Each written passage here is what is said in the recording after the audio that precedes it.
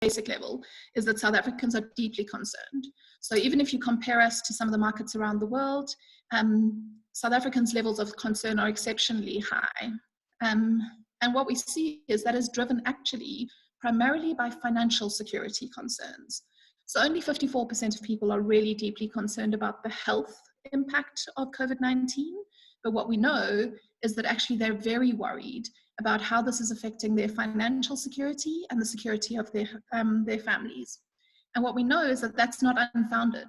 69% of South Africans already report that their household income has been impacted by the pandemic, and we see that rise every wave. So it was lower during the first wave during March, but we're just seeing that continue to rise over time.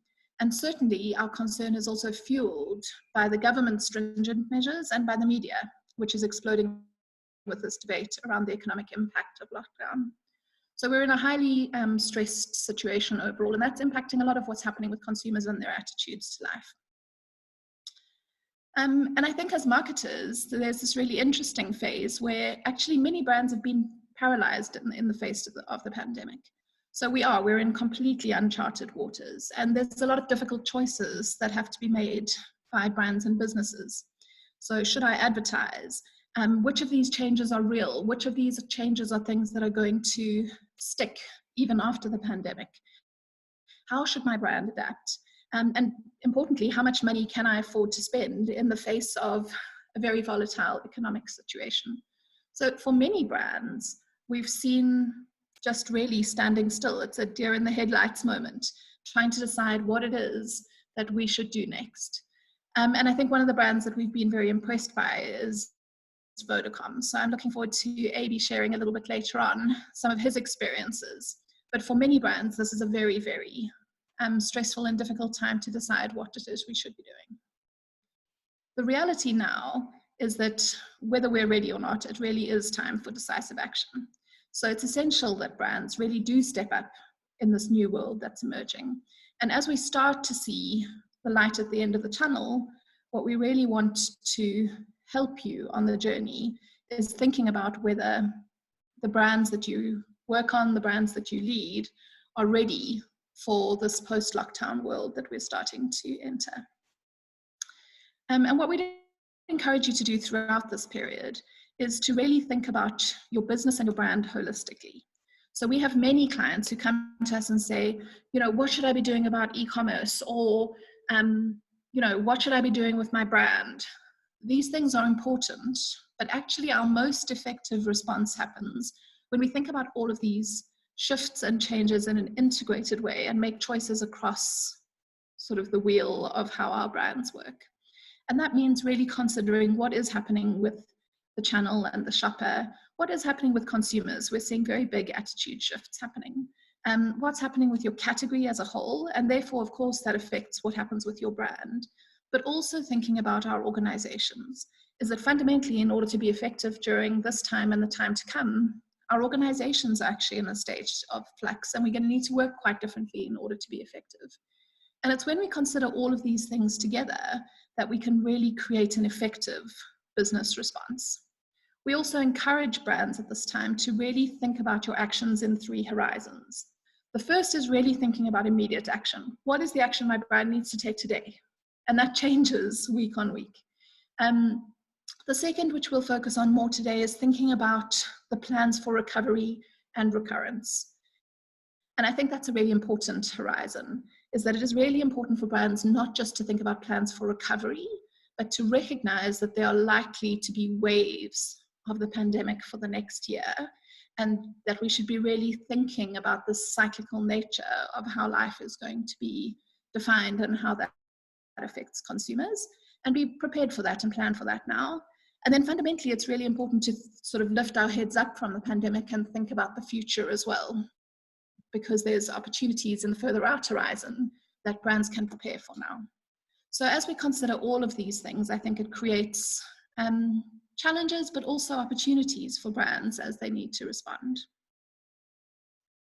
And what we're going to look at today is really 5 of the essential opportunities for brands in this period of recovery and recurrence. And these are 5 really practical things that a lot of our clients are talking to us about at this time, and things that we really feel like brands can get their hands around, do something decisive, and prepare themselves for a horizon of growth. So we're going to look at 5 quick things that you can do today. Don't take these as sort of the comprehensive list of everything that's out there, but certainly these are 5 really tangible things that we can be thinking about as people who work on brands and the role that those have to play during this time. And these are really sort of 5 must-dos, things to get your hands around, things to grapple with that we can create quite quick and tangible action on. So I'm going to talk a little bit about the channel. I'm going to talk about what we call signals of safety, which are really important for categories. I'm going to talk about the value equation. We all know that that's in flux. And then I'm going to talk a little bit more about consumer attitudes and what we're seeing there. And finally, I'm going to talk about brand purpose. So the first big opportunity is about omnichannel. And I think if you look at some of the data amongst our connected consumers, what we're really seeing is this explosion of new digitalized behaviors. What we believe throughout this period is that the pandemic doesn't create behaviors, but it does amplify and accelerate behaviors that we saw before. So you won't see radically new things emerge, but it's almost like the pandemic is a pressure cooker. It takes the world and it puts it under sort of pressure in a quite a unique way. And as a result, some attitudes and behaviors are accelerated in the pressure cooker. And one of the things that we've really seen accelerated is the growth of digitalization behaviors. And fundamentally, we believe that these digitalization behaviors will stick. So you've got some people saying, look, these changes won't continue. But what we're seeing is that actually consumers do intend to kind of stick with some of the new behaviors that they've adopted during this time. And what we're seeing is from pharmaceuticals to services, clothing, electronics, food and beverages, we are seeing huge influx of people who are buying in e-commerce for the first time. So this is consumers who, this data is from the end of the middle of May. And what you can see here is that even in the last month, you have large contingents of connected shoppers. So these are people who are available in our mobile panel, who are coming into e-commerce and buying these categories and products for the first time. Really very big acceleration of that penetration happening. And what's interesting is that 85% of those consumers who've started to buy online during the crisis say that they will continue to do so in the future. We don't believe that Africa is going to be digitalized or that e-commerce is going to take over the world overnight, but increasingly people are adding online into their repertoire of shopping, and that allows them to reduce shopping trips or to access brands in new ways. And it's really important for us to be very well prepared for that. What we talk about a lot with our clients at the moment is, the straightforward e-commerce opportunity. And the tricky part here is that a lot of brands are treating e-commerce as though it's simply an availability game. So as long as I am listed on Pick n Pay's online shopping, or as long as I have myself on whatever my sort of partner is to access online to offline, as long as I'm there, my job is done. And that really couldn't be further from the truth. The reality is that online requires fundamentally new strategies for everything, from visibility to promotions to SKU assortment. And brands need to think about this as a completely new channel and think about how they're going to show up in order to be effective. And fundamentally, that affects everything. It affects how we think about the channel, but it also affects whether our organizations are sufficiently digitally savvy to really succeed in this new world. Knorr is a very interesting example. So, Knorr What's for Dinner has been a digital asset for a very long time for that brand. And I think the advantage that they have is that they've been playing in this realm for a long time. And so they've learned a little bit more about what works.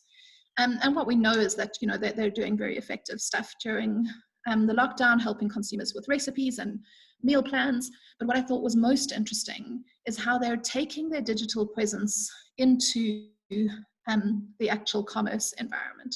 So on one cart, which is obviously one of the big and thriving delivery systems, you can go in there and you can shop in a normal way, but it also asks you at the bottom, do you want to shop by recipe? And what it then does is that a recipe pops up. That recipe obviously includes a Knorr product. And in one click, you can buy all the ingredients to deliver the recipe. Now, this is an example of how fundamentally this is not about Knorr just listing on one cart. It's about them really operating effectively in an e-commerce environment. So we always tell our clients the best time to formulate your plan is yesterday. And if you're not able to access that one, then really the second best time is today. This is really important. But I think what's interesting is the opportunity for inclusive commerce. So what does the future of this new e-commerce opportunity look like in our unique African context? So the reality is that e-commerce is going to be a lucrative and important part of the channel going forward. But actually, it's going to be a niche unless we get to a place where we respond to Africa's unique dynamics. And that's about access, but it's also about how consumers prefer to shop. And what we're seeing is very interesting things emerging there, which I think, although unconventional, are part of the omni-channel transformation. And whether that's kind of informal takeaways that are happening in the township, where really what's happening there is that consumers are increasingly able to order via WhatsApp, and then they have a runner or a guy on a bike who delivers in the local community, or whether it's small community businesses that are starting to deliver local services. So we're seeing a lot of these fruit and vegetable boxes that sort of happen very, very locally. This isn't about the fact that they can deliver nationally. It's about the fact that in their community, there's a lot of proximity that they're able to access. And that they're able to deliver in a completely different way than what a big provider like Pick and Pay can do in a place where, largely these areas are very unreached. So really, as brands think about this, we need to think about inclusive e-commerce, not just about the niche, and really imagine how the channel could change for the future in that horizon. The second big change that we're seeing is about what we call signals of safety. And this comes down to where consumers' needs are at the moment. So I think we've all sort of familiar with Maslow. And what we know is that in this time, sustenance and security are being threatened. And as a result, people really have this drive to protect the bottom of the pyramid. So things that we used to really take for granted are now becoming treasures to us, because we recognize how important those things are. And that's why people were panic buying toilet paper and basics at the beginning of the pandemic. What we're seeing now is that still these needs for physiological survival, as well as the need for safety, are still really, really important for consumers. And that's resulting in complete changes in category dynamics. But what it also means is that there's an opportunity for all of our brands to think about how we respond to consumers' needs for safety and security. And what we know is that actually to restore confidence again, which is a place we all want to be in as marketers, because that's when consumption proceeds in its most logical manner, what we want is that brands really need to move consumers from the place that they're at the moment, which is partly about fear and fragility, and we need to move them to a place of comfort and safety. So consumers are worried about their safety. They're worried about surfaces. They're worried about spaces. And what we need to do is to try and provide signals that the world is safe and that buying our products is safe, in order for us to bring consumers back to a place of comfort and security when that is appropriate. What we're seeing is that local brands are in a very good place to be able to provide this level of trust and security and familiarity that makes consumers feel better. 53% of consumers are telling us that they're paying much more attention to the origin of products. And actually what we're finding is that there is strong favor at the moment to products from South Africa. So 69% of people are saying that they are more in favor of products that are locally sourced now than they were in the pre-pandemic period. 60% of consumers also say that brands must have a plan in place to protect the supply of services or products. And we're really seeing consumers craving, just tell me what's safe, tell me what's okay. And that creates a really important responsibility for us as well as an opportunity.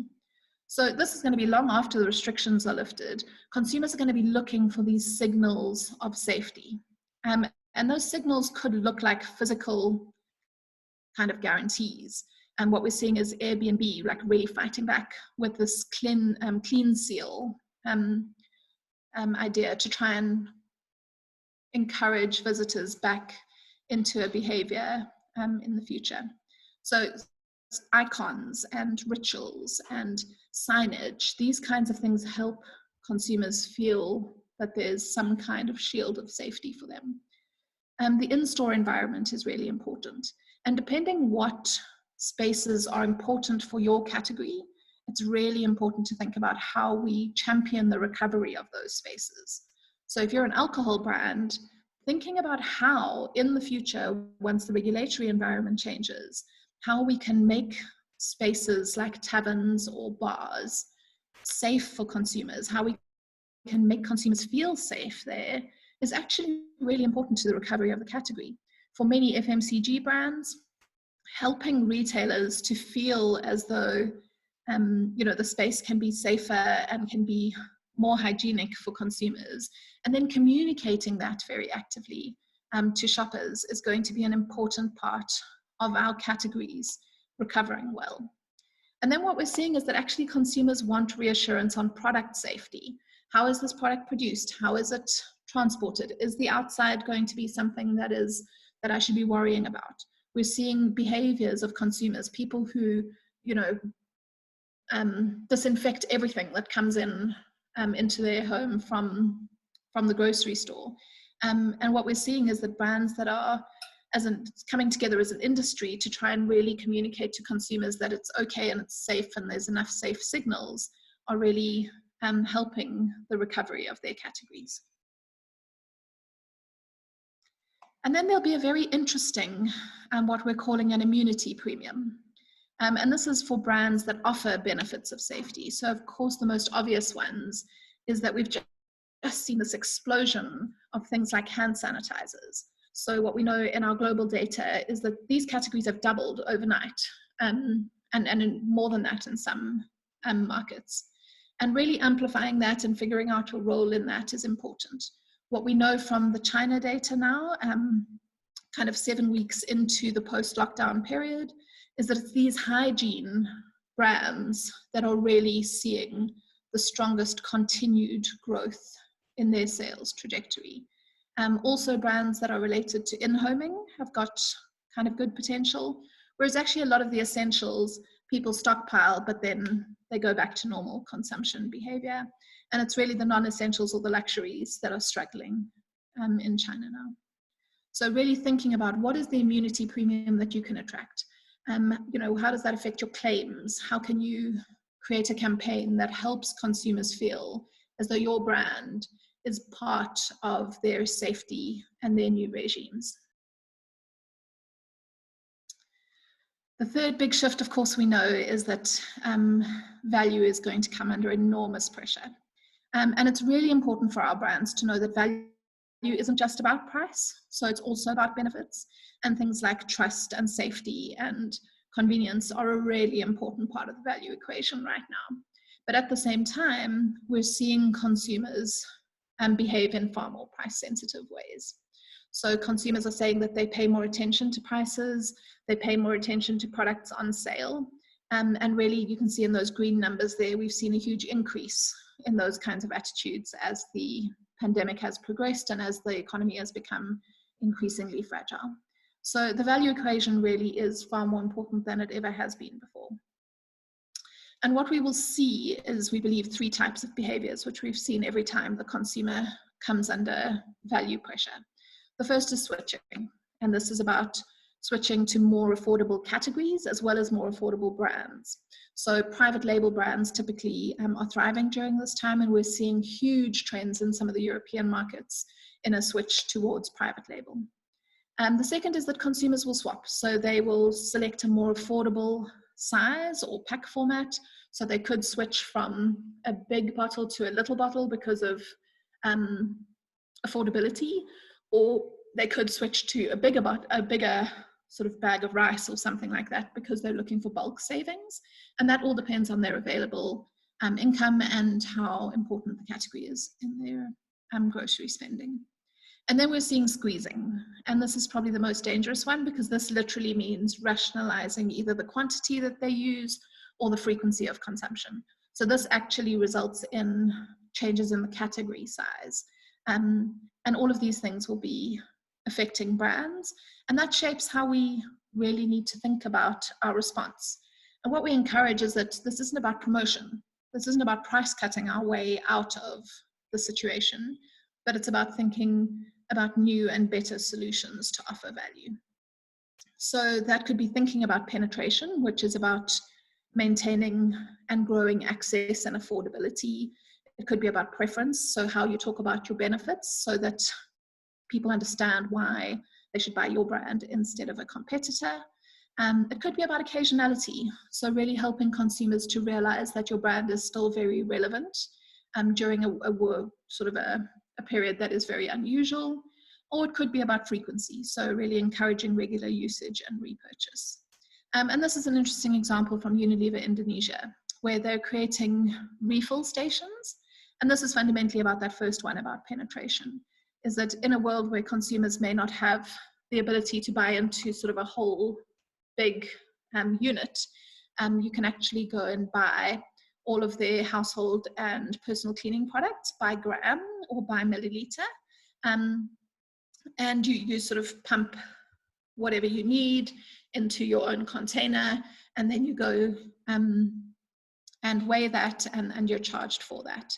And I think these kinds of fundamentally new solutions are what we're encouraging clients to think about in terms of value, rather than thinking only about what their price point needs to be. Let's talk a little bit about consumers. And I think this is one of the ones that probably is most heavily debated. Will the post-corona world be a place you'd rather be? Will the world fundamentally change as humans change?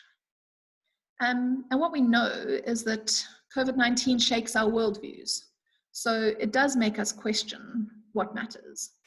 The debate is about whether these shifts in attitudes will persist and whether we will see this watershed moment for humanity. And certainly there are enough voices that are talking about a shift in society away from things that are a little bit more frivolous or things like conspicuous consumption towards activating things that matter a little bit more. What we know is that the experience of COVID-19 will have some impact on amplifying values that are a little bit different. And again, this is not about new values emerging. These are values that have been there the whole time and that actually we've seen sort of steady changes and growth happening prior to the pandemic. But I think what's happening is that those attitudes are being placed under pressure once again, and that we're seeing quite active shifts. And as we experience isolation, sacrifice, hardship, scarcity, insecurity, these things do change how we think about the world. And they amplify new kinds of values about community, connectedness, cooperation, things that have been important for us as South Africans for some amount of time. But really this could be sort of this tipping point towards emerging a little bit different. One of the most interesting data points that we've seen here is this rapid shift of attitudes towards recognition of shared humanity.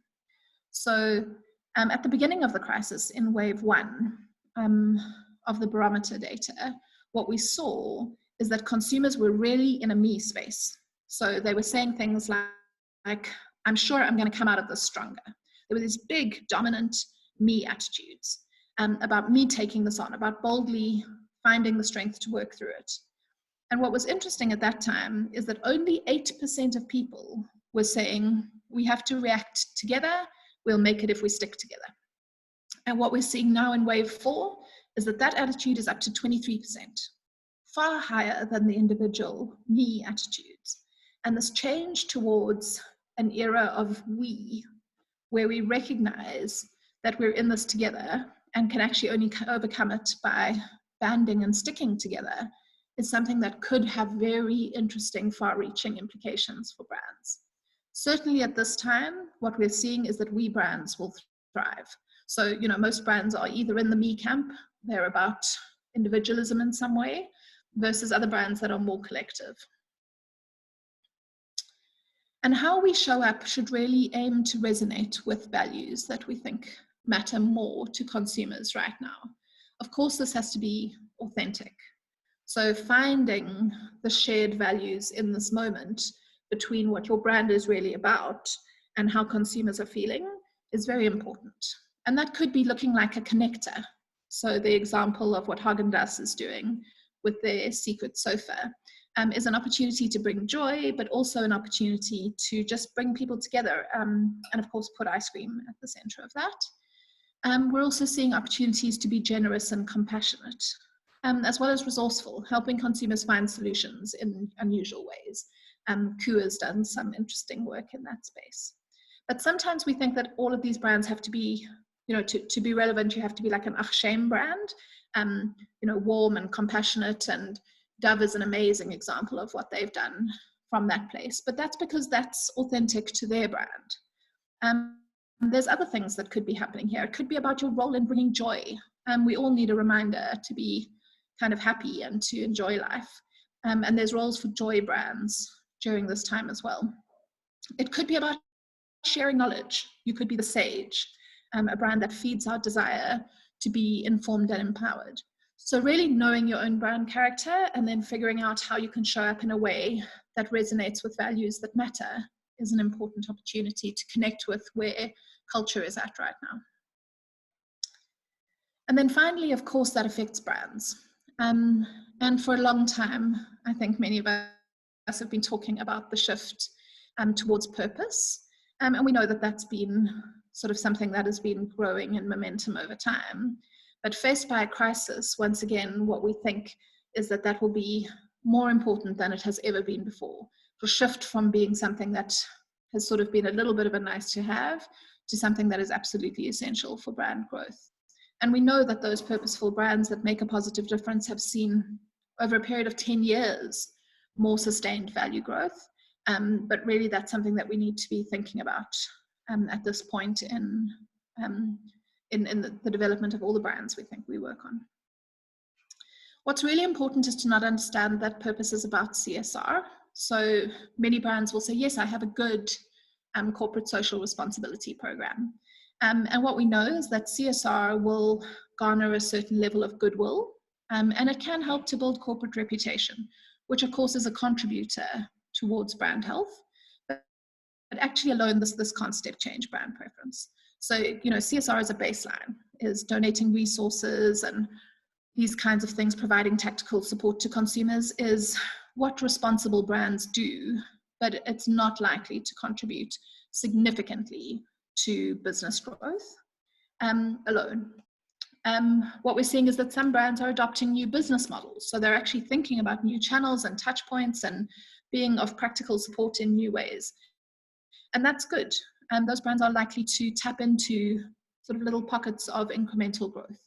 But it's really the brands that are pushing out the boat and thinking about category disruption and thinking about their purpose very deeply in this time that are really resolving new tensions and meeting new needs. Those are the brands that are going to have the strongest incremental growth. So this goes deep into innovation, it goes deep into new solutions, and that's what creates the potential for long-term growth. So for brands really, if brands are not clear on their purpose, it's a great time to do that work. We believe that purpose sits at the intersection of brand truth, a human truth, and culture. And obviously culture is shifting in very interesting ways at the moment, but you need the other parts too. So this isn't just about speaking to culture, it's about, really like Dove have done, knowing what their brand truth is about real beauty, knowing what the human truth is, and knowing about sort of what's happening in culture. And when these three things come together, then brands are really able to figure out their societal role. And consumers want that. Consumers are saying that they want brands to talk about how they can be helpful. If you're already clear on your purpose, I think it's a really great time to authentically amplify that. And we believe that these meaningful actions today will build enduring connections. What's most interesting here is the opportunity for new kinds of collaborations. So really, for the first time, brands all over the world are facing a very similar challenge, probably for the first time in marketing history. And this creates unusual opportunities. So we've seen the retailers collaborate in ways that are very unusual. Lifebuoy, of course, is very fortuitously positioned during this time as a hygiene brand. But this kind of work where they say, use the soap that's nearest to you, doesn't matter what it is the kind of thing that really reflects their confident position as a brand with a very clear purpose of their own. So our message for all brands out there is kind of ready or not, it's time to move forward. Brands are, consumers are expecting their favorite brands to step up. We see a lot of brand warmth during this time, and that makes it a very powerful time to be involved in marketing. So really gearing ourselves towards action and moving towards that phase of knowing that we're now moving into recovery, probably also recurrence, but sort of a light at the end of the tunnel. We're encouraging brands to just step up into that opportunity, tackle some of these important things that we're seeing on the horizon, and going from there to a position of growth. Please do let us know if we can help or answer questions. That's very much our purpose during this time. And I hope that this has provided some sort of helpful impetus towards that. I think we're going to hear a little bit from AB. And I do think that during this time, certainly for me, brands like Vodacom have really been doubling down as essentials during a very difficult time for consumers. So I, for one, am glad that I'm at home with kind of good connectivity and not with a Nokia 3310. And I'm really interested to hear what AB is going to be sharing with us today. Thanks so much, Lynne. That was fantastic. Yeah, just loads of comments coming through, just saying how helpful this is, and they're very grateful that we're recording it and that the presentation will be available afterwards. Kantar have actually set up a page on their site so you can access not only this presentation, but certainly Natalie's and Stina's from the last 2 weeks. Right, I think what's always reassuring to hear, Lynne, is that some of the things that we've already worked on, and understanding our current values, our attitudes, best business practices, purpose-driven business, those usual standing points, great creativity, good messaging, authentic branding still stand strong. And it's just time to make sure that's even clearer. But then obviously overlaying that with a lot of the pieces you've spoken about and some new words I think we're all hearing today. Well, certainly, for me, immunity premium, inclusive e-commerce, the era of we and we brands. I've never heard of an shame brand, but I definitely that sort of stood out. But yeah, and our societal role, I think these are pivotal points. And yeah, there are a few other comments here, but we'll wait till the questions at the end. I think without further ado, yeah, thanks, Lynne. And don't go anywhere. If you could just pop yourself on mute, and then I'll unmute you as soon as AB is done. AB, you've been unmuted. If you can pop your video on, I'm just going to do a short introduction, although I don't think you need an introduction. But AB is Managing Executive of Brand Communications and Sponsorship at Vodacom. Vodacom is also an IAB member, and it's thrilling to have you guys on board today. Prior to joining Vodacom in 2018, AB was the CEO of Ogilvy South Africa. And during his tenure, Ogilvy remained the largest marketing services group in South Africa, transformed its digital offering through its merger with Glue, and was the most creative agency in South Africa for 5 years in a row. AB is a Mail and Guardian Top 200 Young Leader alumni, was GQ's 2013 Best Dressed Man, very important for webinars, sorry, I just had to mention that, and one of Destiny Man's 2017 Top 40 Under 40. So, AB, it is wonderful to hear from you and bringing a brand perspective to our session today. Handing over to you. Thank you, Paula. Good morning, everyone. Paula, certainly when I met Paula when we were doing the merger with Glue all the way back then, all the things that I learned from you has really been instrumental in my understanding of digital marketing. So thank you for that. Certainly, Lynne has really gone through a lot of the current thought leadership around how brands respond in this time of COVID. And you know, if I've read a lot, we've obviously as a team read and sent our technical tentacles out to kind of understand what's really going on. And we believe that we can really distill the current thought leadership into 4 things. And there's a lot of parallels, as you can see, as you will see, with what's just been presented. The 4 things are: 1, caring. We had Justin Spratt in a presentation to our brand team. He joined our marketing brand team stand-up 2 weeks ago. And he said that brands really need to be marketing care at the moment. And I think that's so true. How are we being compassionate? How are we caring for the sustainability of our society, of our nation, of our businesses? Is really, really important, and consumers are really tapping into how much you care as a brand. Then you have to be useful. You have to be able to completely drive up your utility, be easy to use, be easy to engage, and allow people to be able to generate maximum utility out of that. You have to be relevant, and the relevance changes all the time because, you know, there was a phase where we had this kind of panic right at the beginning, I'd say kind of from mid-March up until the end of March, until lockdown was announced.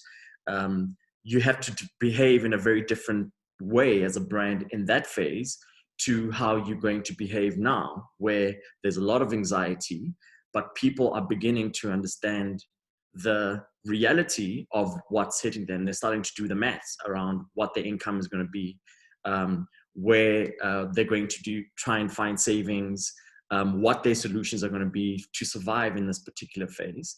And then that will change again when we start seeing the light at the end of the tunnel. So brands have to be relevant all the time to how they respond in that time. I think SAB has actually done that really well. As a brand that's not even allowed to be sold in this time, their branding and their marketing and their messaging has been really fantastic. And then finally, on purpose. And for me, purpose, you know, it underpins absolutely everything that a brand is meant to be doing right now. It's a great time if you don't have a clear purpose in your organization to do that. But I believe that if you had a really strong purpose, you would have been able to respond much more effectively in this time. Because what purpose does is that it provides a constitution that the entire value chain of the business can really be guided by under any circumstance. And right now, where brands need to be clear, where actions need to be clear and measured, a purpose, a very clear purpose is a really good filter to do that. So because I work in a technology company, I'm presenting my entire deck on my Instagram profile. Incidentally, the first time I ever presented on Instagram was at a Kantar presentation about 2 years ago. So I've kind of got a little bit better at organizing it. One of the mistakes I made last time is I didn't have my phone on airplane mode. So my mother phoned me in the middle of the presentation and it just cut the presentation. So now it's on airplane mode. So I've already spoken around kind of the overview of what it is. And what I'm going to present to you is really some of the stuff that we have done as Vodacom. You know, I think it's, I'm hoping that what it does is that it reflects and gives you guys some insights into what you could potentially do with your brand and how you can even make this better. I think we are in a phase right now where we are very happy to share what we're doing because we believe that the better we are as brands at communicating and engaging with our customers at the time, the better it is for everyone. So please, if you've got feedback on how we can improve this, would really appreciate that. So I'm going to start off with the care component. Our response from a brand and comms perspective was not just to focus on what we do in kind of the strict sense of marketing, kind of the stuff that you pay for. We work very closely with our corporate communications team And we were in constant alignment in terms of what we're saying, sending out to the media, what we're doing in press, as well as what we're doing on brand. And one of the first messages we had to land was really the fact that we were reinvesting in our network and accelerating network investment to make sure that it's as robust as possible at this time. Interesting thing around the network is our network is designed to follow traffic. So with people moving from city centers back into suburbs and into locations where they live, the engineering team essentially didn't sleep for 3 weeks, retooling the network and re-engineering the network to be robust and available to where people were. So this was a really important message for people, because the last thing you want at this time is to be disconnected from your work or from your loved ones. So we went out there with a very kind of strong messaging around what we were doing with our particular network. Then people wanted to know what they needed to do in store. So we reassured them that they'll be safe in store.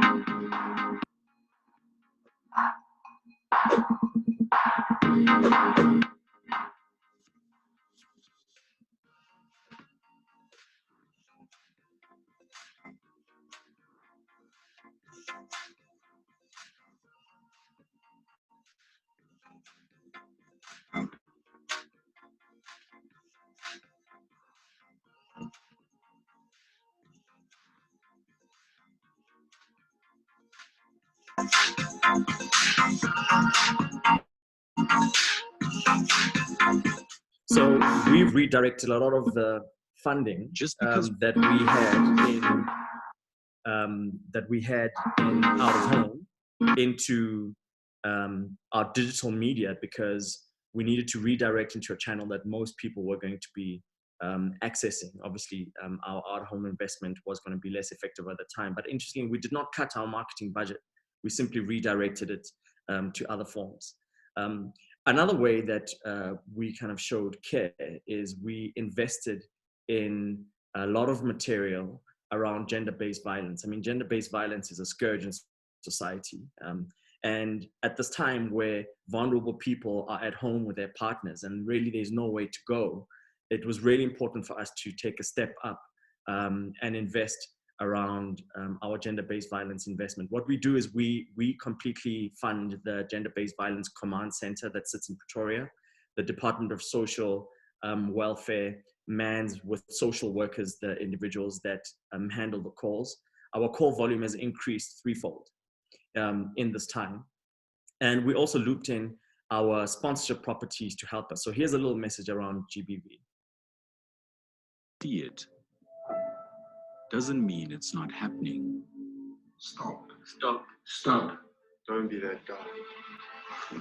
There is no justification for abuse. Get involved. Shine the light on violence. It's not okay not to say something. Stop. Brothers, don't do that. Vodacom takes a stand against gender-based violence. If you or someone you know needs help, contact the command center at 0800 428 428 or SMS help to 31531. Be the light. So there's a lot of GBV messaging going on right now, it, but we thought it was really important to make sure that what we needed to do was get the guys to speak to men, because GBV is actually, it's an issue that men have to deal with. So I know that the sports stars are not the best actors, but they certainly managed to land the message for us. Another thing that we did is we launched a product called Connect You, which is our free service platform. And essentially what Connect You allows people to do is, even without data, you can access all the free services that we've got. Previously, we had our free services sitting over a number of different platforms, but with Connect You, we managed to consolidate it. And in fact, we launched this in mid-March because we were going to do it anyway. And this is the point around being a purpose-led organization. A lot of the things that we were doing or had brought to market were initiatives we were already going to do. All COVID did was accelerate the market's appetite for these services. So here's a brief overview on Connect You. Ready to enjoy the best of the internet for free? No data? No problem. With Connect You. Search for jobs. Make CVs. Get parenting tips. Earn on your phone. in touch with Facebook Flex. Take care of your family and be up to date with weather and news headlines. All with no data required. Go to connectyou.vodacom.co.za or the My Vodacom app. The future is exciting. Ready? Vodacom. One of the interesting things about Connect You is we've got an application within Connect You called My Town, where you are able, if you are in one of 2,000 low-income towns in South Africa, you're able to get data and voice for even cheaper than you would in a metropolitan area.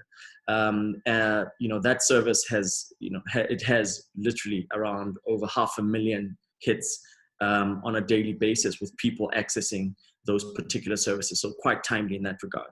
Now about being useful. When COVID broke, we were the first network to actually change our network messaging to Vodacom Stay Safe. One of the interesting things when you are a challenger brand, which we believe we are, is you really believe and understand that everything communicates. This network message has been there for many, many years, and no one's ever thought of doing anything with it. But the network guys actually were the ones that came up with the idea to change this message. And that certainly just communicated that we were thinking about keeping South Africa safe at this time. Another thing that we did is Happy Njingila, he motivated a number of different companies and facilitated us to redirect our advertising fund spending to support the Department of Health investment. We've invested over kind of 10 million Rand in supporting the Department of Health communicate the COVID message. And while we're not tagged on any of the ads, just really the goodwill that this has brought us has really stood us in good stead. So thank you, Happy, for facilitating that. And then because we engage so much with the South African government, the initiatives that we do, we are constantly in liaison with the government around how we could be more effective as a partner to them, especially facing these type of pandemics. And we were lucky enough and honored to be mentioned in the president's address when he spoke about just the different stages of lockdown and the fact that there was going to be an extension to the lockdown. And this is what he said. A number of other initiatives that are being made by companies. And today I was able to receive and to welcome the donation of 20,000 cell phones that was made by Vodacom, so that our health workers who are going to be involved in screening and tracing in communities will be able to utilize an app that is installed on those cell phones so that it links up with our data center at the CSIR. So interestingly enough, out of all the things we've done, this is one that got probably the most traction. And what was really great for us is not the fact that we just donated 20,000 phones, but it was the fact that we had embedded an app that would help frontline workers be able to fight the virus. And that, in a nutshell, is what we are trying to establish as our positioning, is that we are no longer just a mobile business. We are a technology company. And the president, I was a bit worried about my job when he did this, because he actually just did something that I've been trying to do for a very long time, was establish that is the kind of organization that we've evolved to. Then we also partnered with Discovery to provide our first foray into telemedicine. I think you guys might have seen this commercial.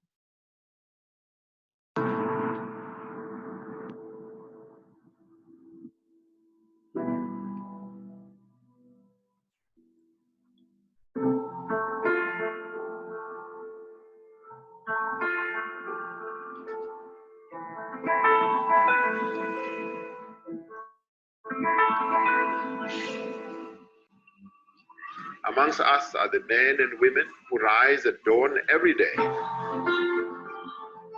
labor through the night to keep this country going.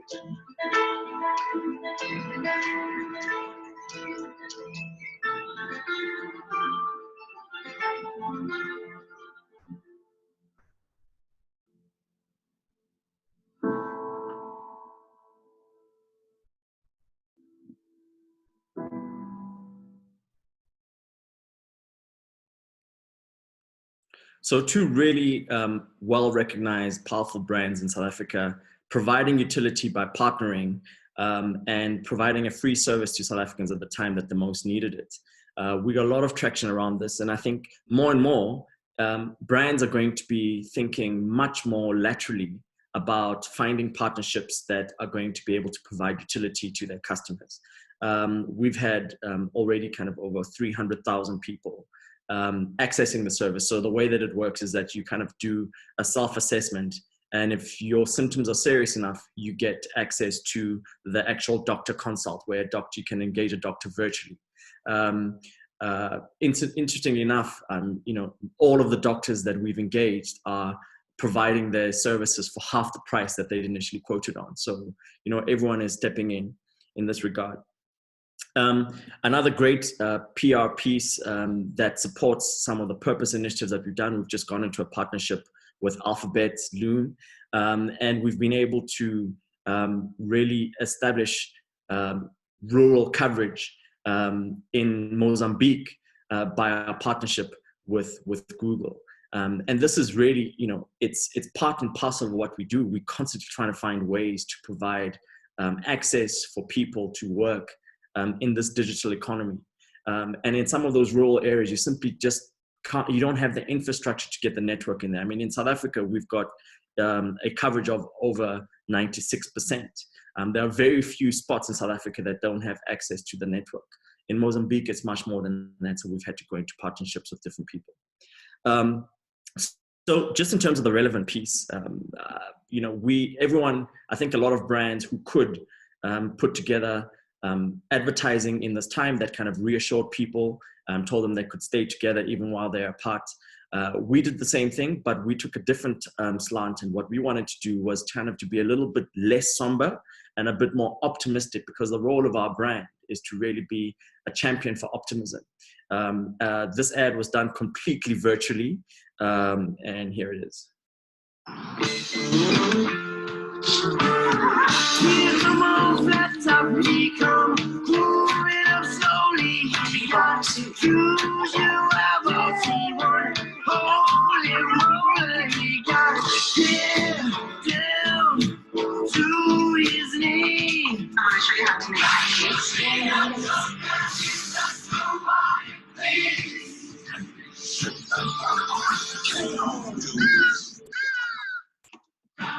Our network was born to unite.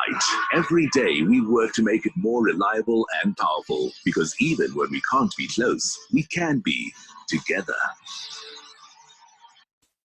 And then finally, we obviously, the entire marketing team is working from home, and we every week have a fun exercise. And one of the exercises was to kind of record something at home with kind of your family or your kids, and it was a competition. And the people that did the best video won some sort of virtual prize. And this is really important, I think, in this time when we're all kind of sitting at home. Like, the mental health aspect of working from home and being isolated is probably underrated. So here's a little fun thing that my son and I did for that competition. This is DJ Phonogenic. And DJ Thunder. And we're in the mix. And we're also chilling here with Freddie. Peace out, peace out, peace out, peace out. Hi, everyone. Needless to say, we didn't win, but we had fun. So that's really it. I mean, in summary, brands have to care. Brands have to be able to provide utility, and they have to be able to really, show that they can invest in society, and really be, useful, and also be on purpose. I think being on purpose is such an amazing North Star for brands at this particular point in time. It's been a lot of work, it's been a lot of effort, but we're really encouraged by what we see the rest of brand marketing do. Then the last point I want to make is around relevance. We think about this thing in three phases. There's the panic phase, and there's the anxiety phase, which we don't know how long it's going to last. We need to now be thinking around what we're doing in that phase, and that's what the plans that we're working on. And then we're thinking around when this thing exits, how we respond as a brand in that particular phase. And we're thinking ahead so that we can be fast to market and very quick to market when that context changes. So thank you. Thanks, Abby. Wow, that was incredible. You had a lot of great insights and on such a short space of time. We really appreciate it. And I've just seen loads of comments coming through, not only about obviously Vodacom's agility, Vodacom's sort of technical brand stance and shifting into that role and how you're scaling. But just huge delight in the fact that you presented it on Instagram. I think everyone is just super, super excited about how you share the information. As well as that video of you at home with your son, and everyone just, again, like you say, trying to be optimistic.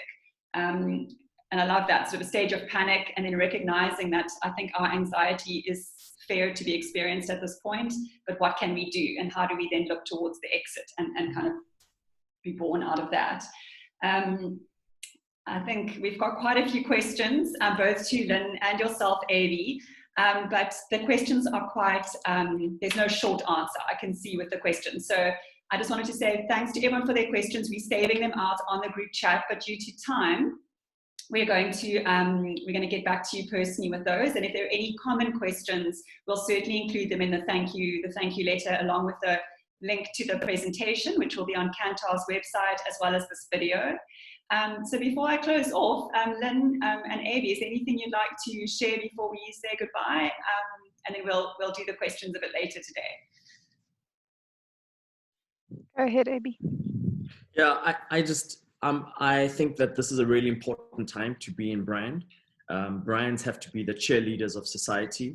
And we really have to help our organizations be responsive to this really important time and the panic and the stress that people are going through. And it's no better time for me to be representing an organization that is led by its purpose. And I'd really encourage all the brand leaders out there to re-engineer purpose and discover the organizational purpose, because it really unlocks the most magic that you can provide as a brand. So I'm encouraged by everything that I see, but that's really my message. And thank you so much for listening. Great, thanks, Avi. Yeah, thank you so much for choosing to spend time with us today. I was very inspired by Avi's examples, so it shows us what brands can do. You know, our purpose at Kantar is to help you inspire human-centered growth. So let us know how we can help. There's lots of resources available. You'll get the link.